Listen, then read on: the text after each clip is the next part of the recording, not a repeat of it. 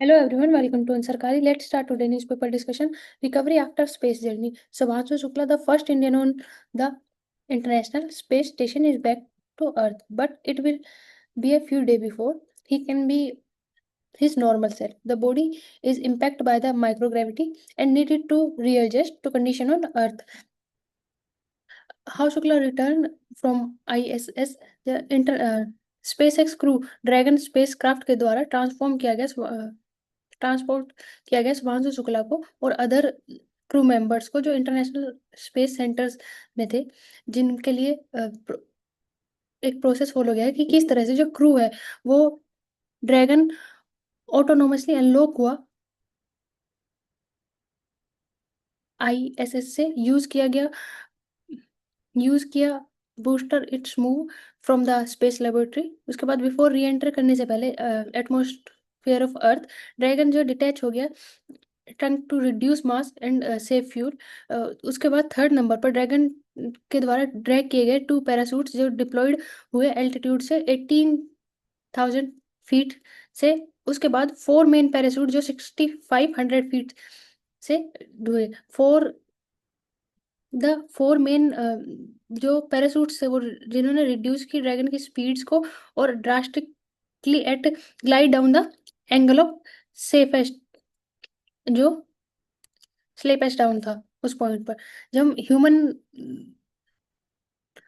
Adjust करने की बात करते हैं, किस तरह से माइक्रो ग्रेविटी और अर्थ की ग्रेविटी पे आने के बाद चेंजेस देखने को मिलते हैं, जो कंडीशन होती है, क्योंकि रेडिएशन की वजह से जो ऑप्शन है अर्थ ऑर्बिट के अंदर है, अर्थ में वो उनकी वजह से इम्पैक्ट होता है स्ट्रेस का। डिपेंडेंसी होती है कि कितनी लेंथ तक एस्ट्रोनॉट के द्वारा स्पेस के अंदर रहा गया, उस ड्यूरेशन के बेसिस पर जो इफेक्टेड है वो बॉडी किस तरह से इफेक्ट करेगी, जो स्ट्रेस है स्पेस रिक्वायर है रिकवरी के लिए पर्टिकुलर टाइम लिया जाएगा। उसके बाद जब हम बात करते हैं कि किस तरह से जो माइक्रोग्रेविटी है वो इफेक्ट करती है, डिपेंड करता है कि कुछ लोगों के ऊपर फर्स्ट टाइम जो जाते हैं कि एंटर करते टाइम ऊपर जाते टाइम इफेक्ट करती है, जिसकी वजह से स्टार्टिंग में एस्ट्रोनॉट्स के अंदर हेल्थ रिलेटेड इश्यूज देखने के लिए मिलते हैं। कुछ के अंदर डाउनहिल के अंदर परफॉर्म करते हैं, जिसकी वजह से जो एडजस्ट कर ग्रेविटी के साथ एडजस्ट करने में प्रॉब्लम क्रिएट होती है, क्योंकि माइक्रो ग्रेविटी के साथ वो इजीली एडजस्ट कर लेते हैं। जब हम सेफर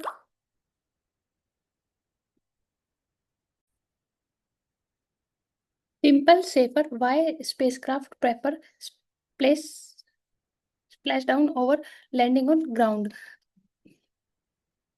प्रेफर किया गया वाटर को क्योंकि स्प्लैश डाउन जो है वो जनरली सिंपल हो और सेफ ऑप्शन के साथ हो। जब स्पेसक्राफ्ट एंटर करेगा अर्थ ऑर्बिट के अंदर, जो उसका एल्टीट्यूड है वो 110 से 120 किलोमीटर का होगा, जो यूजुअली ट्रेवल करता है speed up to 27,359 kilometre per hour की स्पीड से, जो इनफ टाइम नहीं होता डीएसेलरेट करने के लिए स्पीड को, स्टेबल वर्टिकल लैंडिंग के लिए ग्राउंड के ऊपर। इसलिए एडिशनल ब्रेकिंग सिस्टम के लिए और स्ट्रक्चर लाइक लैंडिंग लेग्स के लिए जो रिक्वायर होता है, इस सेफ लैंडिंग के लिए स्पेसक्राफ्ट को वाटर के अंदर यूज किया जाता है, जहाँ ट्रेवलिंग है 25 to 30 किलोमीटर पर आवर। जो स्पीड है एक्सो 4 स्पेसक्राफ्ट की, जो टाइम के साथ स्प्लैश डाउन के लो वेस्कोसिटी के साथ साथ हाई डेंसिटी जो वाटर प्रोवाइड करता है उसकी वजह से सेफ हो जाती है। इसके साथ साथ इंश्योर करता है कंप्लीटली स्मूथ लैंडिंग को, जो एब्जॉर्ब कर लेती है इनफ शॉक को और इम्पैक्ट को, जो अवॉइड करता है डैमेज होने या स्पेसक्राफ्ट स्ट्रक्चर को, पेलोड को, और क्रू जो कि इनसाइड है उसकी भी सेफ्टी होती है। जो अवेलेबल वास्ट ओपन स्पेस है ग्राउंड के ऊपर लैंडिंग के लिए लोकेशन क्रिएट करनी पड़ेगी, और किसी के साथ टकराने का जो खतरा है वो हमेशा बना रहेगा, ताकि हिट की वजह से डैमेज हो सकता है स्पेसक्राफ्ट भी और जो क्रू है वो भी। लेकिन जब हम वाटर की बात करते हैं तो वाटर के अंदर एरिया है कोलैप्स करने के जो चांसेस है वो कम हो जाते हैं, और जो कैप्सूल है वो डिजाइन होता है कौन शेप में, जो कि फ्लोट करता है वाटर के ऊपर।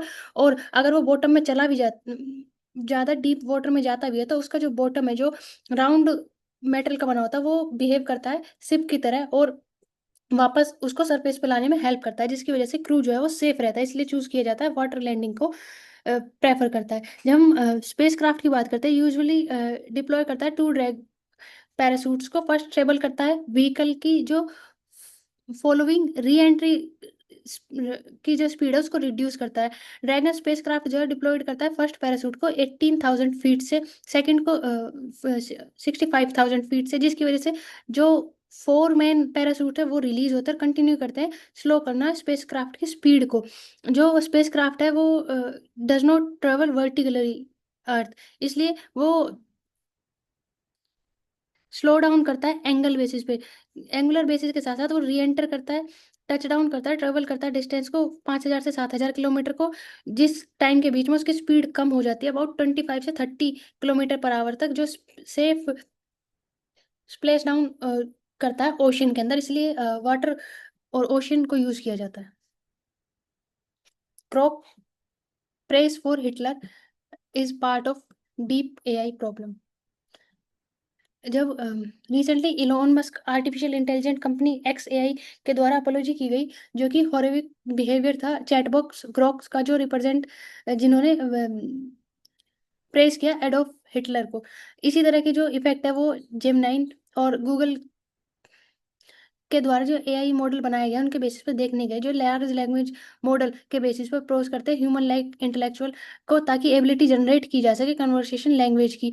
ना जब हम रिसेंटली एआई टूल्स की बात करते हैं जो कि स्टोकेस्टिक्स, प्रोबेबिलिस्टिक या फिर रैंडम फंक्शन सिस्टम के बराबर काम करते हैं, इनके साथ साथ बिल्ड किए जाते हैं सिंथेटिक टेक्सचुअल टेक्स्ट एक्यूटर मशीन के साथ साथ, ताकि प्रेफर किया जा सके लिंग्विस्टिक बेसिस को और यूज किया जा सके बोर्ड्स को। पर जब हम प्रॉब्लम देखते हैं कि किस तरह से जो ऑप्शंस है या फिर जो मॉडल्स हैं उनके द्वारा सिग्निफिकेंटली ब्रेक डाउन किया जाता है डाटा को, और रिप्रेजेंट की जाती है इस तरह की पिक्चर्स को, जो रिसेंटली वर्ल्ड यूज करता है पैटर्न्स को ह्यूज डाटाबेस के बेसिस पर। और होरोबिक पैटर्न जो रिसेंटली देखा गया था, डेवलप किया गया डाटा डाटा कलेक्शन के टाइम पर प्री ट्रेनिंग स्टेज के अंदर, जो कि एक रीजन है इस तरह की रिप्रेजेंटेशन देने की वजह से एआई मॉडल की। इसके लिए जरूरी है चेंज किया जाए हार्ड कोड कन्वर्सेशन को, जो लार्ज लैंग्वेज मॉडल के अंदर यूज की जाती है, ताकि ट्रेन किया जा सके, और जो मॉडल है वो सेफ है या फिर किस तरह का कन्वर्सेशन उनको ट्रेनिंग टाइम के साथ दी जानी चाहिए, एक्सपेंड किया जाना चाहिए रीजनेबिलिटी को। ब्रूटल फोर्स ब्लॉकिंग जो कि 2015 में Google integration of photos app के साथ देखने के लिए मिला था, सो रिकॉग्नाइज किया जाए सॉफ्टवेयर के द्वारा आइडेंटिफाई किया जा सके पीपल के बेसिस को, और सॉफ्टवेयर रिकॉग्नाइज करे किस तरह का एक्सेंट या फिर जो वह यूज करना है एआई मॉडल के अंदर, ताकि जो डाटा है वो स्पेसिफिकली कलेक्ट किया जाए और रॉन्ग या फिर मैनिपुलेटिव इंफॉर्मेशन देने से बचा जा सके। मॉडिफाई किया जाए सिस्टम प्रॉम्प्ट को, ताकि जो प्रॉम्प्ट है या फिर जो मल्टीपल यूजर इंटरेक्शन है उसको ईजी बनाया जा सके, और जो आउटपुट और इनपुट है उसको फ्लुएंट कन्वर्सेशन के बीच में इंजेक्ट किया जाए। चेंज किया जाए आरएल रिवॉर्डिंग का रीइंफोर्समेंट लर्निंग को, ताकि एनकरेज किया जा सके मॉडल को सॉल्यूशन बेस पर, ताकि करेक्ट आंसर्स प्रोवाइड किए जाए एआई मॉडल के बेसिस पर। आंसर जो है गुड और बैड ना हो बल्कि करेक्ट हो, ताकि जो लूप होल्स है उनको फिल किया जा सके और प्रोसेस कर सके। ए मिलेनियर सिटी विलेज रिसेंटली गुड़ हाई रेनफॉल की वजह से, जब हम गुड़गांव जैसी सिटी की बात करते हैं जिसमें फिजिकल इंफ्रास्ट्रक्चर प्राइमरी है, लेकिन फ्लडेड एरिया और बिल्डिंग्स के अंदर रेनफॉल की वजह से जो मिसमैनेजमेंट देखने के लिए मिला, फिर इतनी बड़ी सिटी होने के बाद जो कि बेसिक इंफ्रास्ट्रक्चर डेवलपमेंट होनी चाहिए जिस बेसिस पर होनी चाहिए उनका ना होना, या फिर रूरल एट्रीब्यूट जो बैकवर्ड एरिया के बेसिस पर सिटीज सिर्फ डेवलप कर दी गई है उनके बेसिस को रिप्रेजेंट करता है। जिस तरह से फर्स्ट लाइसेंस जो है प्राइवेट डेवलपमेंट को इशू किया गया था Delhi land and finance DLF corporation को अप्रैल 21 1981 के अंदर, Haryana development regulation of urban area act of 1975 के द्वारा, जो गुड़गांव के आसपास के विलेज को रिप्रेजेंट करता है। उनके बाद एक स्पेसिफिक कास्ट बेस और रीजन बेस और लैंग्वेज बेस की जो प्रायोरिटी है वो देखने के लिए, जिनके बेसिस पर यहाँ डेवलप हुआ, और अनप्लान्ड अर्बनाइजेशन की वजह से जो प्रॉब्लम है वो क्रिएट होती है। किस तरह से जो कमर्शियल इंफ्रास्ट्रक्चर है वो डेवलप किया गया, लेकिन जो पर्पस है स्पेसिफिक वाटर सप्लाई का या वाटर लॉगिंग जो देखने के लिए मिलते हैं उनको मैनेज नहीं किया गया। किस तरह से जो मार्जिनल इशू है वो क्रिएट होता है, उनको प्लान किया जाए। प्लान स्मार्ट सिटीज के बेसिस पर स्मार्ट टेक्नोलॉजी को यूज किया जाए। कमांड एंड कंट्रोल जो सेंटर बेस्ड ग्लोबल कॉन्स्टिटेंसी के द्वारा लोकल कंडीशंस ऑफ लाइफ के बेसिस पर उनको बेहतर बनाने के लिए आइडियाज को यूज किया जाए। A common threat of exclusion, both sir in Bihar and language politics in Maharashtra, the migrant worker is alienated disfranchisement. Recently Bihar election से पहले इलेक्शन कमीशन के द्वारा बिहार के अंदर जो वोटर लिस्ट रिन्यू रिवाइज कराएगी, उनके बेसिस पर डिफरेंस देखने मिले किस तरह से 2003 और 4 के बाद जो वोटर्स वोटर लिस्ट के अंदर ऐड नहीं, उनको किस तरह से ऐड किया जाए और मार्जिनल माइग्रेंट्स हैं उनके जो वोटर राइट है उसको सिक्योर करने के लिए सुप्रीम कोर्ट के द्वारा रिसेंटली मेंशन किया गया कि आधार कार्ड, राशन कार्ड और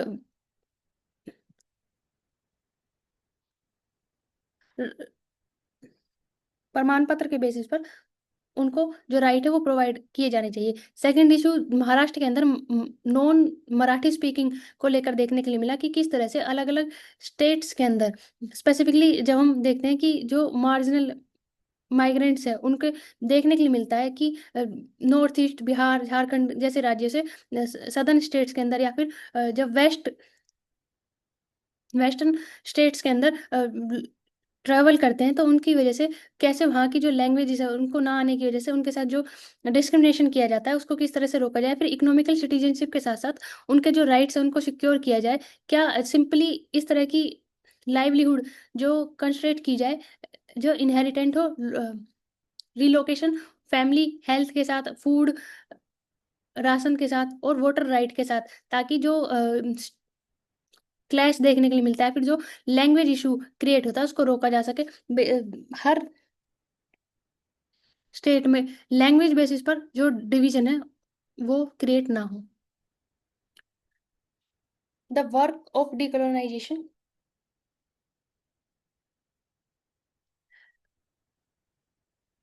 a relook is needed at the functioning of all the agencies working on monuments. The history of India is not about slavery. The history of India is about emerging victories. The mistake of not keeping those events in the mainstream is begun rectify now. Narendra Modi ji के द्वारा recently ये कहा गया था। Recently जो म- Maratha military landscape UNESCO world heritage site के अंदर सिग्निफिकेंटली स्टेप टावर्ड किया गया जो रिकॉग्नाइज करता है इंडियन मॉन्यूमेंट्स को, विक्ट्री को, ग्लोरी को, डिकोलोनाइजेशन ऑफ हेरिटेज स्पेसिस को। किस तरह से जो मॉन्यूमेंट है वो पार्ट को नेग्लेक्ट किया गया था पोस्ट लंबे टाइम तक, पोस्ट इंडिपेंडेंट एरा के बाद भी, तो मॉन्यूमेंट्स को कलेक्टिवली मेमोरी की तरह और विक्ट्री की तरह रिप्रेजेंट किया जाता है कि कॉलोनियल माइंडसेट को चेंज किया जा सके और जो वेरियस रिप्रेजेंटेशन है उनको दिखाया जा सके। जिस तरह से रिसेंटली राजा सुहेल देव,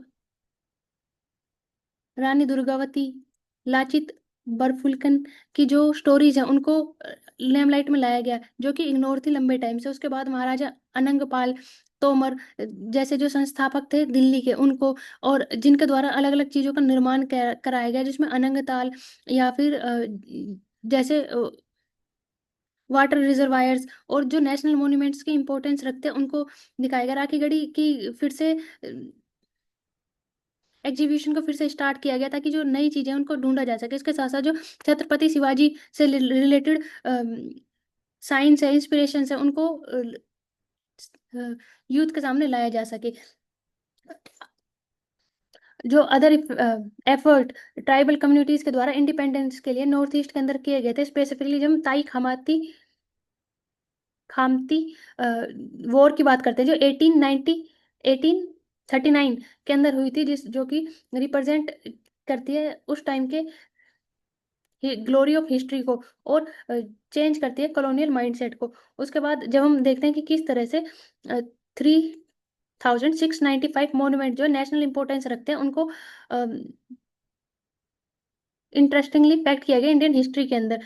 उसके साथ साथ बीजापुर के आदिल शाही जो थे सेनापति थे जिनकी शिवाजी के साथ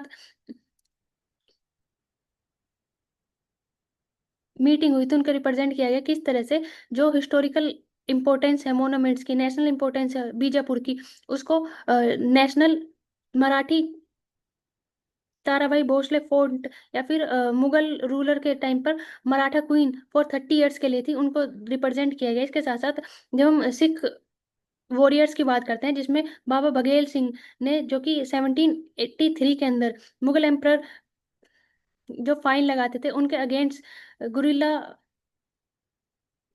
उनके अगेंस्ट जो वॉर की, और गुरुद्वारे इंस्ट्रक्ट कराए गए श्री गंज साहिब। इसके अलावा 30,000 से ज्यादा सिख सोल्जर्स के जो कैंप है वो नियर रेड फोर्ट में रिप्रेजेंट किए, जो कि 30,000 डेरे के नाम से रिप्रेजेंट किए गए थे। जब हम मराठा की बात करते हैं, 1757 के अंदर रघुनाथ राव, और 1771 के अंदर महादी शिंदे के द्वारा जो दिल्ली के अंदर विक्ट्री की गई थी 1803 के अंदर शासन के द्वारा, ब्रिटिश ने ओवर पावर कर लिया था सेकेंड एंग्लो मराठा वॉर के बाद। रिप्रेजेंट करता है कि किस तरह से जो 1857 की रिवॉल्यूशनरी वॉर थी, क्रांति थी, उसके द्वारा अलग अलग रियासतों में जिनके द्वारा रिप्रेजेंट किया गया था दिल्ली मेरठ हाईवे को, सब रिप्रेजेंट करता है ग्लोरी को और विक्ट्री को, जो अलग अलग लीडर्स द्वारा इंडिया में रिप्रेजेंट की गई, जिनको डिक्लेयर किया गया मोनूमेंट्स के बेसिस पर, और ऐड किया गया यूनेस्को वर्ल्ड हेरिटेज साइट में सिक्योरिटी गार्ड के through. But begin the low inflation print in June. Retail inflation जो है 8 कंजम्पशन मंथ्स के अंदर देखने के लिए मिले, कि किस तरह से 2014 के बाद लो देखने के लिए मिले। रिजर्व बैंक का नीति थी कि इन्फ्लेशन को मिड टर्म टारगेट 4.0% रखा जाए लास्ट 6 ईयर के अंदर। जब इन्फ्लेशन की बात करते हैं, फूड इन्फ्लेशन जो कि हेडलाइन इन्फ्लेशन के अंदर आती है, कोर इन्फ्लेशन सीपीआई के अंदर, कंज्यूमर प्राइस इंडेक्स के अंदर फूड और फ्यूल को एक्सक्लूड किया जाता है वोलेटिलिटी होने की वजह से, जिसमें नियरली 40% जो है कंज्यूमर प्राइस बास्केट के अंदर, और जब हम हेडलाइन इन्फ्लेशन की बात करते हैं उनके अंदर भी डिक्रीज देखने के लिए मिला है। फूड इन्फ्लेशन जो कि 10.87% थी 2023 के अंदर, वो स्लिप हुई है डी इन्फ्लेशन के साथ साथ हेडलाइन इन्फ्लेशन में भी डाउन आया है, जो कि 1.06% का पुश देखने के लिए मिला। सीपीआई इन्फ्लेशन जो है 2.10% डाउन आई है, वहीं डाउन से 2.82% का डिफरेंस हमें देखने के लिए मिला। स्पेसिफिकली कैटेगरीज की बात करें तो वेजिटेबल के अंदर 19%, पल्सेस के अंदर 11.76%, स्पाइसेस के अंदर 3.03%, एग मीट फिश के अंदर 1.25% का जो डिक्रीज देखने के लिए, मतलब बेनिफिट बेसिस की बात करें तो प्राइस जो रेज होंगे फास्टर लास्ट मंथ की वजह से, लेकिन स्लो देखने के लिए मिलेगा ईयर, और देखते हैं जब हम 2024-25 या फिर मई जून 25 तक, जिसमें food, pan, tobacco, intoxicants, cloth, footwear, housing, fuel और लाइट जैसे जो प्रोडक्ट्स है वो इन्वॉल्व होते हैं। फूड आइटम्स की बात करें जो हाई प्राइस थे, लेकिन जो जिनका प्राइस लो देखने को मिला ईयर, अगर कंपेयर करते हैं 2024 जुलाई से लेकर 2025 जुलाई के अंदर,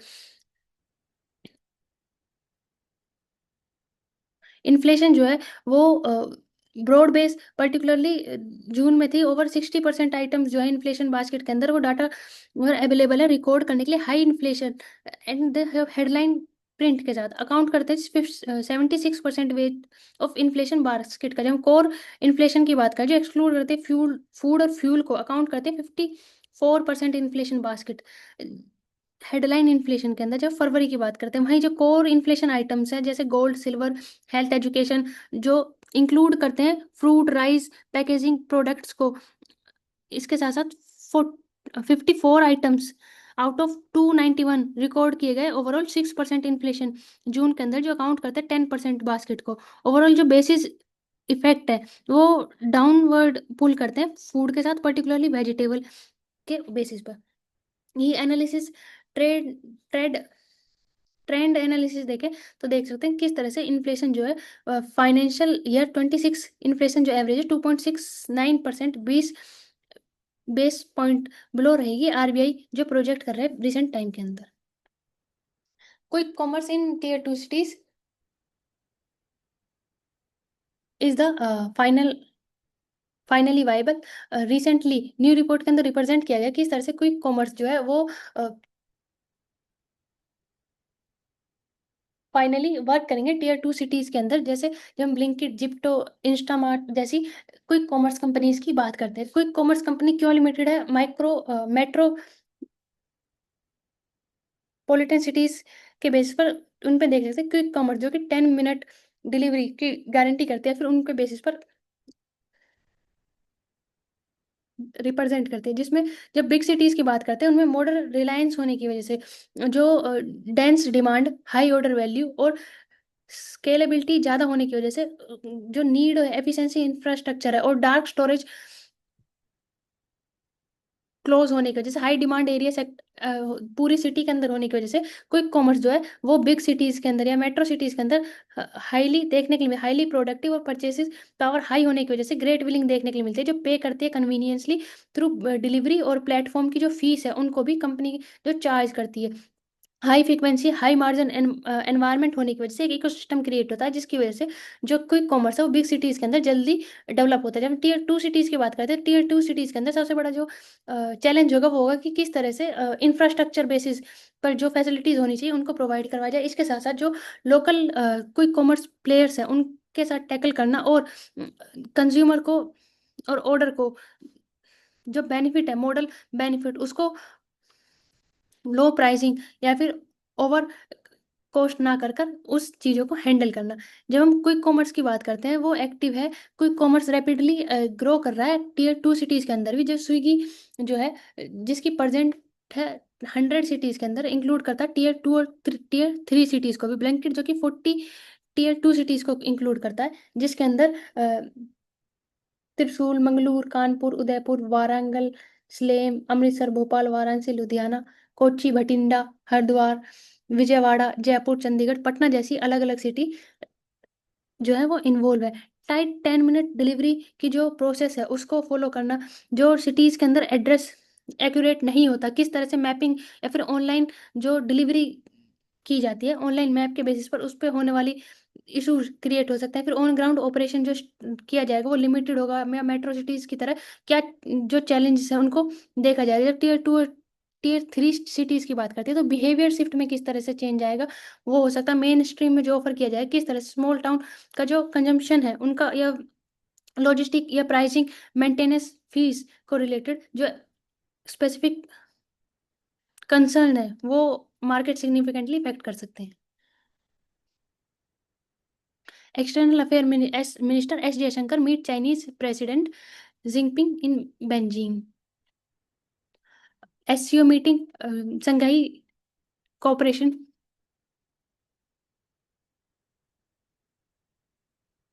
मीटिंग के अंदर रिप्रेजेंट किया गया किस तरह से जो कॉम्बैट टेरर, जो कि पहलगाम अटैक के बेसिस पर दिखाया गया, किस तरह से रिलीजियन बेसिस पर इंडिया को डिवाइड करने की कोशिश की गई। तो इंडिया और चाइना के बीच में रिसेंट इशू, जब हम फर्टिलाइजर्स या फिर इलेक्ट्रिक व्हीकल्स के regarding, rare earth materials magnets की बात करते हैं उनके रिगार्डिंग, और जो डी रिस्क वेरियस डायमेंशंस है थ्रू जो एड्रेस करती है लॉन्ग डिस्टेंसिंग चैलेंजेस को, थ्रेटिन को, उनको कलेक्टिवली क्लियर किया जा सके और इंटरेस्ट को प्रिजर्व किया जा सके। इंडिया की नेशनल सिक्योरिटी और नेशनल इंटरेस्ट फर्स्ट की जो पॉलिसी उसको फॉलो करें, जीरो टेरर और नो टॉलरेंस फॉर टेरर की पॉलिसी के साथ। हरेला उत्तराखंड पर्यावरण को समर्पित देवभूमि उत्तराखंड के लोकप्रिय पर्व है, जिसमें धरती माँ का ऋण चुकाने या फिर पर्यावरण सुरक्षित तो हम सुरक्षित के बेसिस पर एक ही दिन में पूरे प्रदेश के अंदर 5 लाख पौधे उगाए जाएंगे, जिसमें गढ़वाल मंडल के अंदर 3 लाख और कुमाऊं मंडल में 2 लाख जो पेड़ पौधे हैं वो लगाए जाएंगे। एक पेड़ माँ के नाम अभियान के तहत इनको रोपित किया जाएगा। Banke Bihari corridor work started, resident से ए हाउस 7 किलोमीटर अवे इजेंट होम। बांके बिहारी कॉरिडोर जो यूपी गवर्नमेंट के द्वारा रिसेंट इनिशिएटिव है, वृंदावन के अंदर बांके बिहारी टेम्पल को लेकर, रिप्रेजेंट करता है रिलीजियस सेंटिमेंट्स के साथ साथ एक टूरिज्म को भी प्रमोट करता है, वहाँ की इकोनॉमी को बूस्ट करेगा, और किस तरह से जो मथुरा और वृंदावन का रीजन है जो कनेक्ट किया जाएगा 7 किलोमीटर के साथ, ताकि और ज़्यादा स्पेसिफिक बेसिस पे जुड़ाव किया जा सके। जो 5 एकड़ बिल्ड किया जाएगा कॉरिडोर का, उसके लिए एस्टिमेट रखा गया 1,000 करोड़ का।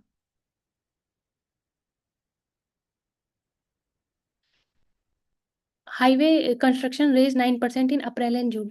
Indian construction 2108 kilometre highway in the first quarter of financial year, जो कि ज़्यादा है 8.9% अगर लास्ट ईयर के साथ कंपेयर किया जाए तो। अब अप्रैल और जून के अंदर अवार्ड किए गए। किस तरह से जो कंस्ट्रक्शन है 793 किलोमीटर हाईवे की, जो कि लास्ट ईयर या फिर लास्ट पीरियड के साथ कंपेयर किया जाए, जो कि 95 किलोमीटर्स थी। इसके साथ साथ स्ट्रेच जो list has 124 stretches totalling length of 6,376 kilometre.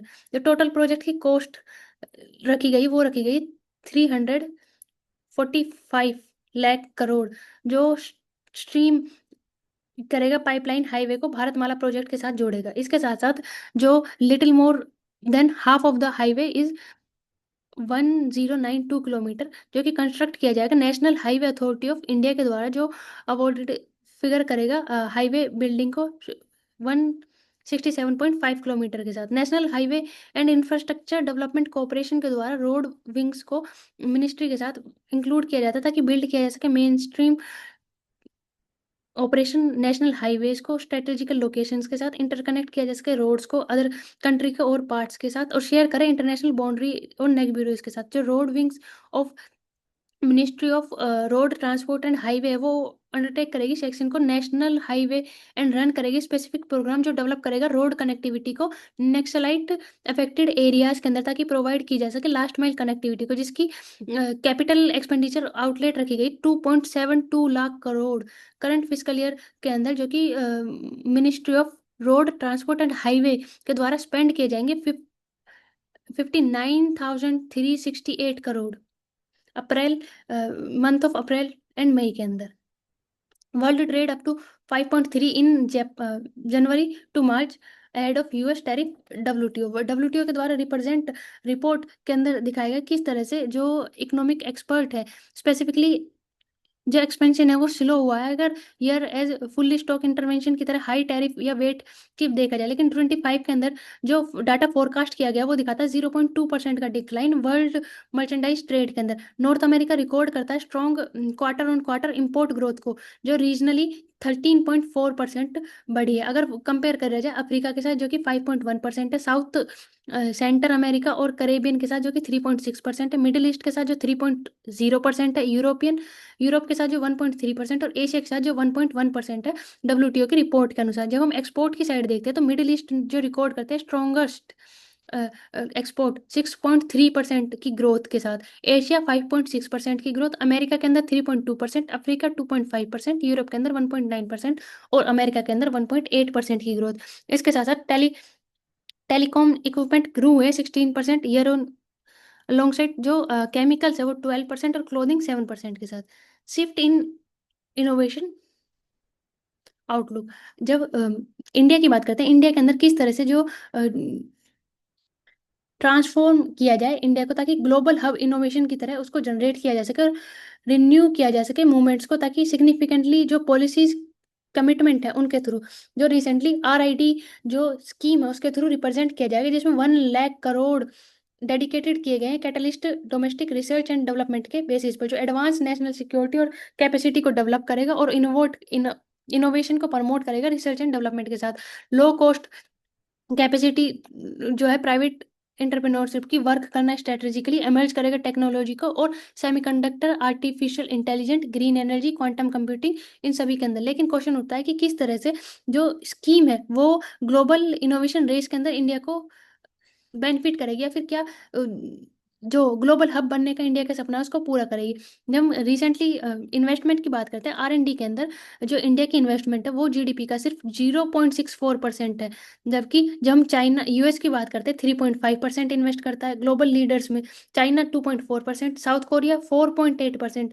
More than nation जो प्राइवेट इंडस्ट्रीज हैं वो 75% जो है उनमें इन्वेस्टमेंट देती है। जब हम इंडिया की बात करते हैं, इंडिया के अंदर सिर्फ 36.4% की प्राइवेट इंडस्ट्रीज की जो इन्वॉल्वमेंट है वो देखने के लिए मिलती है। फिजिकल ईयर जब हम 25 की बात करते हैं, जहाँ सेमीकंडक्टर इंपोर्ट जो एक्ससीड कर गया 2 लाख करोड़, जो कंटिन्यू रेस किया है 1.71 लाख करोड़, जो कि फिजिकल ईयर 24 के अंदर था। तो जो डिपेंडेंसी है सेमीकंडक्टर्स को लेकर, जो कि बेसिक एलिमेंट है AI के लिए या फिर EV व्हीकल के लिए, टेक मैन्युफैक्चरिंग सेक्टर के लिए, ऑटोमोबाइल्स के लिए, किस तरह से जो टेक ड्रिवन मैन्युफैक्चर है उसके ऊपर काम किया जाए, ताकि जो हाई डिमांड ऑफ ग्लोबल है उसकी तरह से सप्लाई चेन के साथ साथ एक स्पेसिफिक इकोसिस्टम प्रोवाइड किया जा सके, जिसके साथ जो सप्लाई चेन स्टैंडर्ड हो, इंटेलेक्चुअल प्रॉपर्टी राइट्स से लिमिटेड हो, और जो फ्यूल प्रोडक्टिव हो और जॉब क्रिएट करे एक्सपोर्ट कॉम्पिटिटिवनेस के साथ साथ।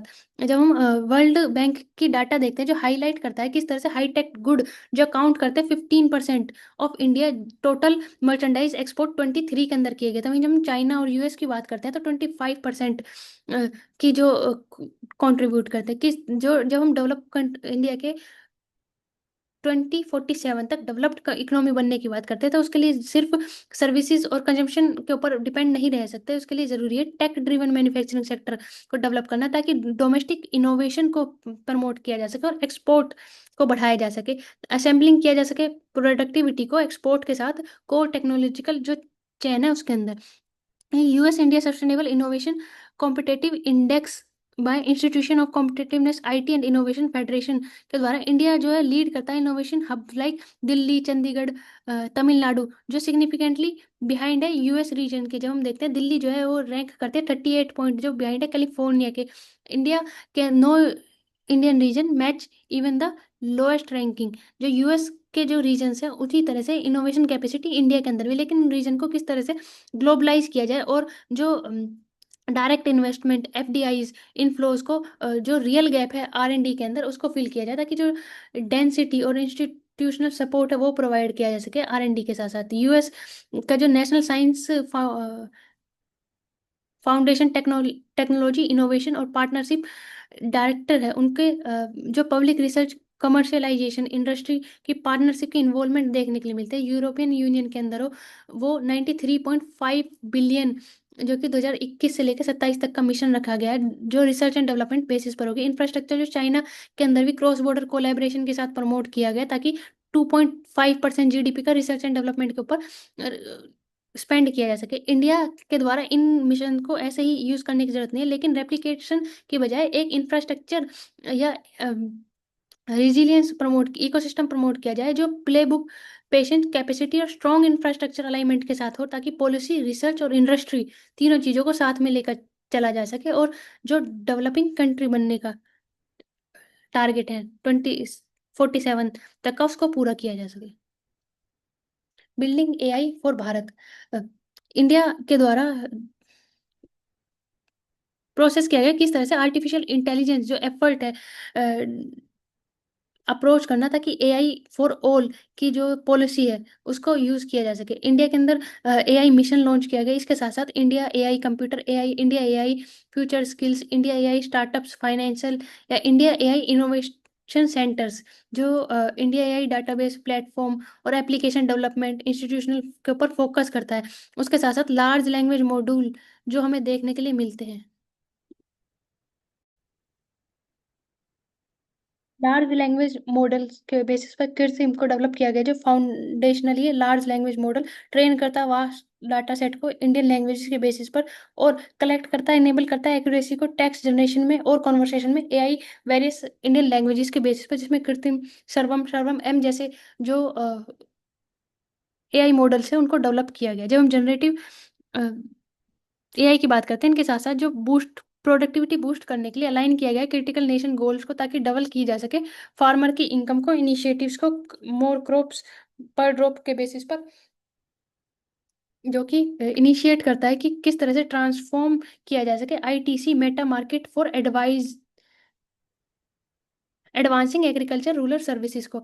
जो फर्स्ट है अपनी तरह का एक मॉडल जो इनेबल करता है फार्मर्स को डिटेल प्रोवाइड करता है, जो कि सिर्फ डिटेल प्रोवाइड नहीं करता, वो देखता है किस तरह से जो इमेज बेस्ड डायग्नोसिस है उसको प्रोवाइड किया जाए, प्लानिंग क्या होनी चाहिए, real time market place direct farmer के साथ फिंगर पर हो, उसके साथ साथ जो आईएमडी की रेट डाटा रिप्रेजेंट किया जाता है, मोर फार्मर्स को कनेक्ट किया जा सके लार्ज स्केल के अंदर, डायरेक्ट मार्केट के साथ कनेक्ट किया जा सके। इसके साथ साथ 2 मिलियन फार्मर्स क्रॉस 2050 तक फार्मर प्रोडक्टिविटी ऑर्गेनाइजेशन के साथ 11 स्टेट्स के अंदर बेनिफिट की जा सके, इनिशिएटिव जो लिया गया है आईटीसी के साथ। Making incentive work to create job.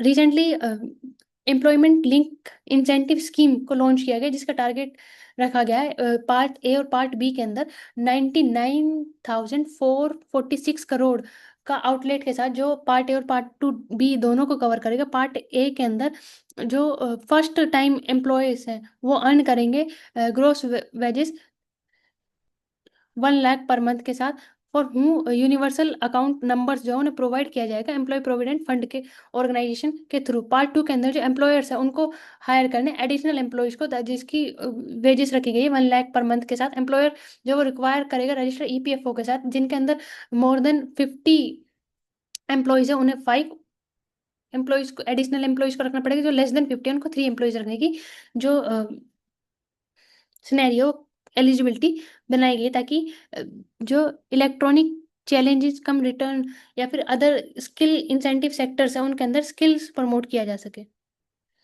और 35 मिलियन जॉब्स 2 साल के अंदर क्रिएट करने का टारगेट है, उसको पूरा किया जा सके।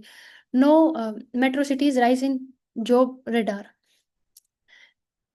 लिंक्डइन विशाखापट्टनम रांची विजयवाड़ा जो टॉप लिस्टेड है, जो रैंक करती है फोकस करती है जॉब ग्रोइंग इकोनॉमी में अपॉर्चुनिटीज को टीयर 2 और टीयर 3 सिटीज के अंदर, जो कि करियर हब है। 80% ऑफ इंडियन प्रोफेशनल प्लान कर रहे हैं ताकि वो स्विच कर सके जॉब्स को। टेक फार्मा इंफ्रास्ट्रक्चर फर्म जो एक्सपेंड कर रही है स्मॉल सिटी टेक टीयर 2 और टीयर 3 के अंदर, जो कि गवर्नमेंट के इंसेंटिव्स की बात करते हैं, जिनकी वजह से की रोल प्ले करती है डिसेंट्रलाइजेशन के साथ साथ अपॉर्चुनिटीज को, ताकि इन फर्म्स को प्रमोट किया जा सके।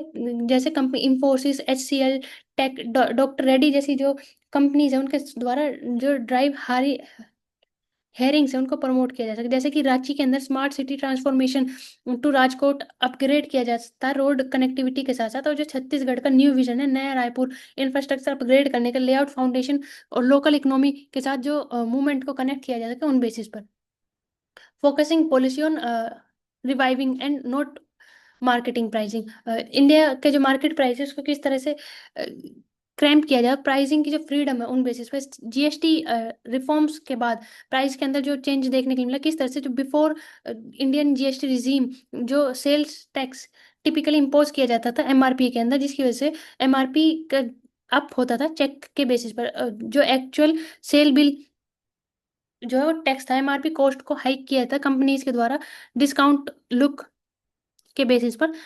एक्स्ट्रा ट्रांसपेरेंसी को बढ़ाने के लिए एमआरपी गाइडेंस के लिए कॉस्ट लिंक प्राइसिंग के लिए प्रमोट किया जाए, जो centre cost link idea explore करता है स्ट्रेटजी को अलग अलग स्टेजेस के बेसिस पर, जो इकोनॉमिकली और बिजनेस बेसिस पर कोर प्राइस और इकोसिस्टम को प्रोवाइड करे। जो एमआरपी है वो कॉम्पिटेटिव होना चाहिए नॉन इंटरवेंशन के साथ साथ, जो रेगुलेट किया जा सके प्राइजेस को कॉस्टफुल इंफॉर्मेशन फॉर्मुलेशन के साथ।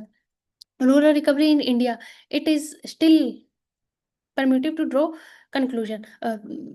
रिसेंट ईयर के अंदर किस जब हम रूरल इंडिया की बात करते हैं उनके अंदर देखने को मिलता है कि 9% का सरप्लस, जो कि रेनफॉल के बाद स्ट्रेटेजिकली देखने के लिए मिला। रेनफॉल के साथ साथ जो गुड्स की बात करते हैं जो राइज करें हैं लाइव स्टोरेज के अंदर 161 रिजर्व्स रेन के बाद 36.4% की टोटल कैपेसिटी के साथ, जो एंड करता है जून के साथ कंपेयर किया जाए 20.3% ईयर अर्लियर था, ऑलमोस्ट 50% हायर जो देखने को मिला। लॉन्ग टर्म एडवांटेजेस जिसका प्रोवाइड होगा। उसके साथ साथ जो एग्रीकल्चर रियल वेजेस है उनमें इंक्रीज देखने को मिला है 6 ईयर हाइट्स 3.4% का क्वार्टरली। अगर 24-25 की बात करें तो जब हम रूरल वेजेस की बात करते हैं, जिसमें MNREGA national rural employment guarantee act जो है वो बेसिकली रोल प्ले करता है, जिसके अंदर इंक्रीज हुआ है 6% का 24-25 के अंदर। गवर्नमेंट के द्वारा ऑलरेडी रिलीज किया जा सके 37,500 करोड़ फर्स्ट क्वार्टर के अंदर, जिसमें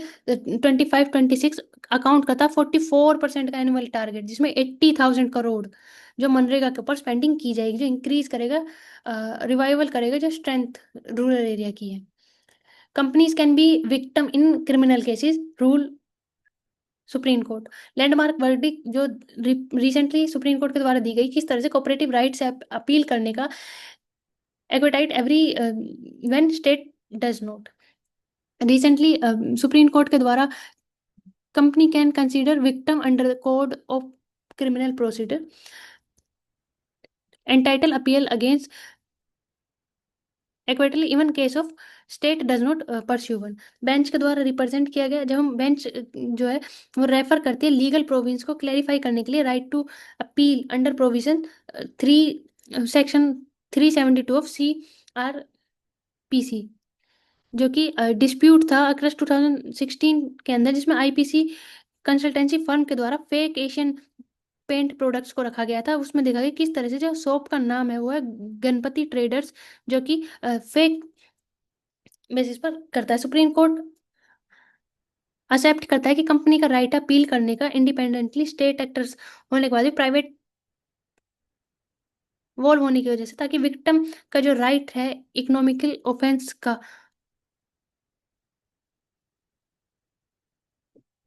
वो नोट किया जा सके। Good goods trade deficit narrow sharply by 18.78 billion in June. India merchandise trade deficit narrow हुआ है 14%, 18.78 बिलियन जून के अंदर, जो शार्पली डिक्लाइन किया इम्पोज होने के बाद। प्रीवियस मंथ में जब डाटा के साथ कंपेयर करते हैं, जो गुड और सर्विसेज है वो 28.8 बिलियन के थे। मर्चेंडाइज एक्सपोर्ट जो कि 9.7% टू 35.14 देखने को मिला। इंपोर्ट जो फॉल करता है शार्पली 11.7% के। 24 और 25 के बीच में कंपेयर किया जाए तो 9.7% डिप देखने के लिए मिला। मर्चेंडाइज एक्सपोर्ट के अंदर 35.14 बिलियन अगर काउंट किया जाए। 11% फॉल देखने के लिए मर्चेंडाइज इंपोर्ट के अंदर, जो कि 53.92% का बैन है टैरिफ और US की टैरिफ इम्पोजिशन पॉलिसी के बाद। Thank you for watching, like and subscribe to अंसरकारी।